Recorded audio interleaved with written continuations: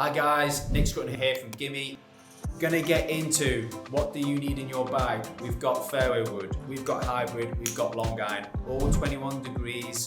Which of these is gonna work the best in your golf bag? I'm gonna discuss the pros and cons of each of them. We're gonna get into it.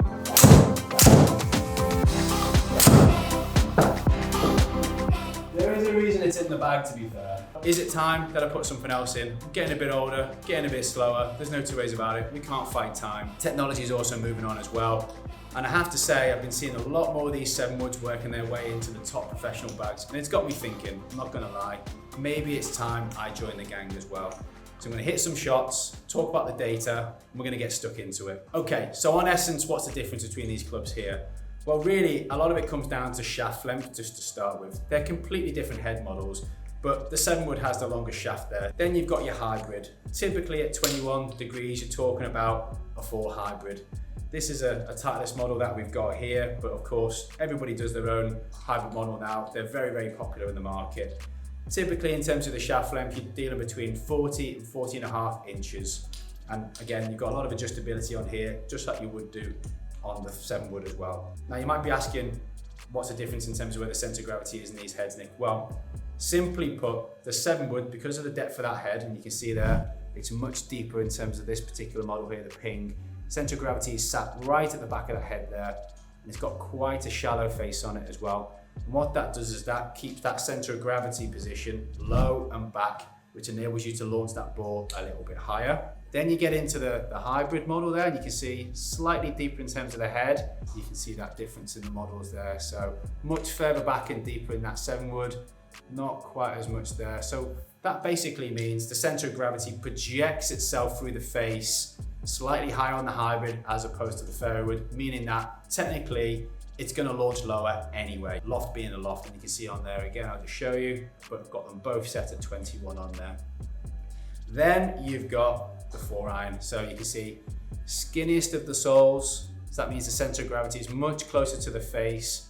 Again, the loft on there, you might be able to see on the toe area there, is at 21. So again, exactly the same, but it definitely produced the most penetrating, flattest ball flight. Now, for me and the situations that I hit it in, more often than not, I want to hit it in relatively driving in terms of the flight on it. So I'm not, at the moment, I'm not necessarily looking for anything else, but I have to say, with green complexes getting smaller and also getting harder because the quality of surfaces is getting better in the UK, if I can hit the ball higher and I can hit it further, it's only going to be a good thing moving forwards. And as my club head speed, hopefully not soon, but inevitably does start to drop as I get a little bit older, again, that's where the 7-wood's really going to help me generate that height and that peak height, get the ball to land a bit soft on the surfaces. Let's get into some numbers. I'm going to hit a couple of shots with the 7-wood, a couple of shots with the hybrid, and a couple of shots with the 4-iron, and I'm just going to discuss exactly what the difference is in the launch, the spin, and ultimately the carry yardages that I'm seeing here. I mean, down by the ball, it's quite a nice compact head on this particular model that I've got here. As I say, I haven't hit a huge amount of 7-woods, so new territory for me, but I could definitely game this myself, and I can see why a lot of the guys are putting this in play in terms of on the Pro Tours right now. What I'm really surprised at is, I've hit not some of my best strikes on there, and it's just, again, the peak height, nice little soft draw on it. It's really a flight that I love to see out on the golf course. So far it's doing exactly what I'd like it to do. I haven't got any sort of negative press about this one. It's doing exactly what I wanted to do, really. So that one there, we've got your launch angle at 18.2. The spin rate was actually relatively low. Now I'm a relatively low spin player anyway because of where what we would call angle of attack is. So I don't hit down onto the golf ball a huge amount, hence why I don't create a huge amount of spin. I tend to launch the ball higher instead. So for that there, the initial launch is what's going to give me that peak height, that higher height, and that went 233 yards. That's definitely further than I would typically look to be carrying my 4-iron that I've got in the bag at the moment. What else have we got on there? We've also got apex, 106 feet. That's pretty high for me. That's definitely higher than I would typically hit a 4-iron. So far it's I can definitely see where if I was playing a golf course where I had maybe some par 3s or some par 4s or some par 5s that I had to hit into in and around that sort of yardage like the guys on tour probably are doing, and they really want to be able to stop that ball on the surface. That's really where, and even for you guys at home, if you've got trees, other obstacles that you're having to try and get over the top of, or bunkers or creeks or whatever it might be, that peak height might be exactly what you need in your golf bag right now. Okay, I'm just going to try and shape this one, try and move it a little bit more. That is something that I love about the 4-iron in the bag, is I can move it about a little bit. Let's just see if I can actually hit some different shot shapes with this. I'm typically a draw player, so if I can move it the other way a little bit, that would be kind of ideal for me as well. And that's why I'm not playing for money. Let me give that another go. That was the pull draw, that didn't finish a huge amount from the first one.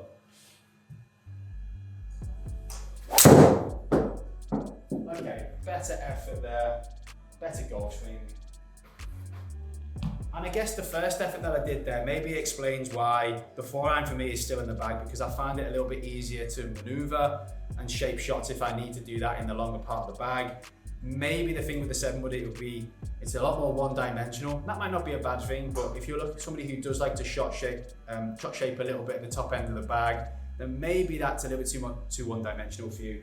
That one did fade for me. Again, it still had good carry yardage on it, so yeah, at the moment it's something I could definitely still consider. Okay, next up is the hybrid. Again, 21 degrees here. And what I'd expect to see is something that flies a little bit higher than my current 4-iron. And ball speed wise, maybe produces a little bit more ball speed because of the construction of the face here. And so distance wise, maybe not quite as far as the 7-wood because shaft length isn't quite as long, but I'd still expect it to maybe go a little bit longer than my current 4-iron. But let's have a little look. That's a really good hit again. I, interesting enough, used to play hybrids, and then I took them out of the bag for me. I just didn't feel like I could hit my exact yardage that I wanted with them, so eventually I went into the long irons.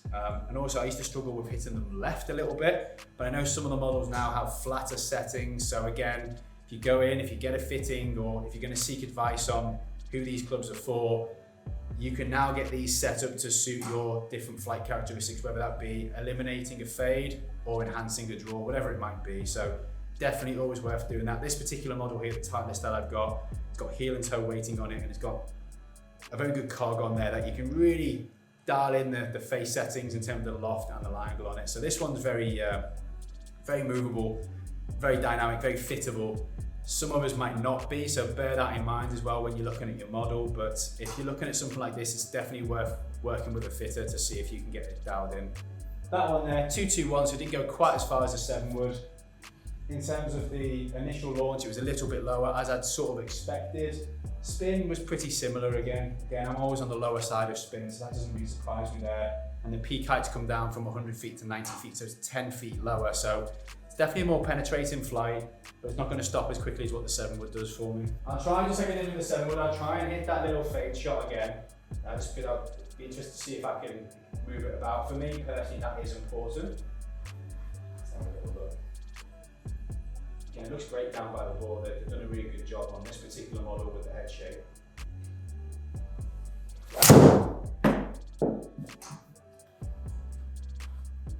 Okay, so yeah, managed to get the fade out there. Felt a little bit easier to move than the 7-wood certainly did. As I say, they've done a really good job with the head shape on this particular model. Definitely more compact than the 7-wood, and it's definitely shallower in its head size as well. So in terms of, it doesn't feel like it's gonna get that initial launch for me, and I do feel like I could maybe hit down on this one and keep it a little bit lower, which for me personally would make it, at the moment, a little bit more attractive than the 7-wood, but can't argue with how easy that 7-wood was to hit. So that one there, 18 degrees on the launch. Again, the spins stayed pretty consistent between the hybrid and the 7-wood, which is quite interesting. And then the peak height there is at 93, so it's still around 7 to 8 feet lower than what I was averaging, or I think actually I had one at 106 with the fade with the 7-wood, which is about 10 feet higher than what I've got right now with the hybrid. And that is definitely going to result in more stopping power for the 7-wood, but it's also going to be making it a bit more susceptible if you get any sort of crosswind or if you're hitting into any sort of wind at all in the UK. Okay guys, so now I'm going to hit my 4-iron. So this is my own personal 4-iron. I've had this in the bag for quite some time now. Again, 21 degrees of loft, and I've got this built to a 4-iron length as standard. Again, what I've liked about this particular club is it's enabled me to be able to maneuver the golf ball, fades, draws, highs, lows. So for me, it's a little bit more versatile than a hybrid or the 7-wood. That being said, potentially not as easy to hit. So I'm going to hit some now. I'm going to tell you how the data differs to what we've got with the 7 wood and the hybrid. So it's fairly familiar for me, you know, it looks good down by the ball. This is the utility model, so it looks slightly bigger than the 4-iron would do normally in my set. A little bit quicker off the face as well, so it's almost got a little bit like a hybrid performance in it.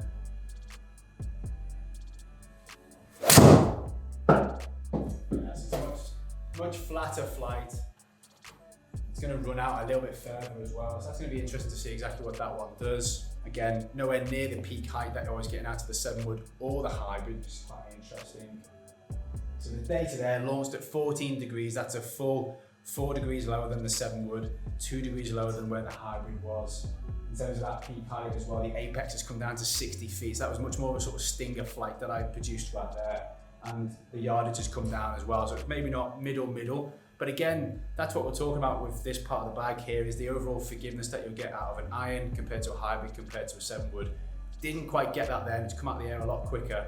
And that's where something like the 7 wood for you high handicap guys, maybe not quite as consistent in your strike point on the face, or like me for that matter, you're gonna get a little bit more forgiveness out of that more lofted, more forgiving fairway wood head. So I'll try and hit another one. Obviously, the other two I've hit fades just to see if I can move it about. So let me try and see if I can just hit a little fade with this now. And this is traditionally why I would have this in the bag, because I find it a bit easier to maneuver.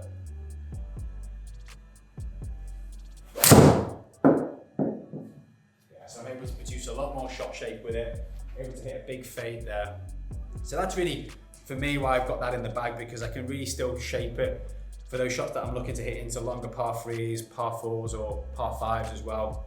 I can really maneuver it, so it's not as forgiving as the fairway wood or the hybrid as we just demonstrated, but definitely get a bit more versatility with it. Okay guys, just to summarize for you there, obviously I've hit a few shots with each of them, and you know, I think the data for me personally is quite clear. The 7 wood goes further, definitely goes higher in terms of the peak height, and I would almost say it's the easiest of all 3 clubs for me to hit. The hybrid on the other hand, again, good ball speed, doesn't go quite as far as what the 7 wood did for me personally, despite the loft obviously being at 21. And the peak height we came down by around 10 feet on average for the shot. So slightly more penetrating, you could say a bit more versatile for the, you know, here in the UK weather that we sometimes get. And then I've got the old faithful. Well, based on those performances there, it might not be staying in the bag too much longer. But again, 21 degree 4-iron for me. I love it. I've hit some good shots with that over the years, and I love the versatility of it. However, I do feel in the moment in my own bag, I've got the gap where I could put something in that gives me a little bit more height and a little bit more sort of stopping power as I'm hitting into par 4s and par 5s as we move into the summer months where the greens get a bit firmer as well. For you guys at home, I think really you've got to take these out and you've got to hit them against each other. And again, if you can get in front of somewhere where they've got a bit of technology as well, so you can see the launch, you can see the spin, you can see the carry yardages, I think that's going to be really essential for you guys as well. Personally, from a fitting perspective, if somebody came in and they were on the lower side of club head speed, I'd be looking to try and get them into something like a 7 wood, 9 wood, 11 wood. They go all the way up there now. And the reason for that is because, you know, typically if the ball can launch higher and with more spin, carry yardage is going to be up for you guys. You know, that's really typically as we go down in loft, launch comes down, spin comes down, the ball comes out the air a little bit sooner. So that's where 7 woods, 9 woods, 11 woods for you guys are definitely the areas that the fit is typically going to take you and get you hitting those. On the flip side of that, it's going to be whether you can control that shaft length. They're definitely at the longer end compared to the other two. But as long as that doesn't scare you and it doesn't compromise your strike on the face, then it's definitely going to be a club you guys should definitely be trying. In terms of the hybrids, these have obviously been universally popular. And again, it's all about getting the right loft in hand, getting the right head construction in hand. Some of these are more forgiving than others. You've got models where their heads are slightly smaller and they'll produce a more penetrating flight for you. And then you've got bigger, more forgiving heads, even within this tightest range, that are going to give you a little bit more flight. And again, get in there, hit them. If you've got some data, that's really going to help you as well, because it's going to show you the difference in the launch conditions and the spins. And then finally with the 4-irons, some of you may already have one of these in the bag. You might be struggling with it already. You might almost have a hybrid in there, at which point definitely give those fairway woods a try. But if not, it's not a problem not having the 4-iron in the bag. I mean, most sets of clubs now, they start at 4-irons and they're working all the way down. And as lofts get stronger and stronger and stronger, I think actually you're going to see forehands become almost obsolete. But for the better player, you'll still see some of these in the bags, but don't feel like you have to have one of these in. Go out, experiment, try it. I think you surprise yourself. Don't be afraid to put the fairy wood in the bag, you know, from 220 or from, you know, 180 for that matter. If you can fly it and stop it right next to that flag, you're going to be the guy or the girl who's going to be taking home the money. Guys, hope that was of value to you. If so, give us a follow, comment below on any other content you'd like us to produce, and we look forward to seeing you very soon.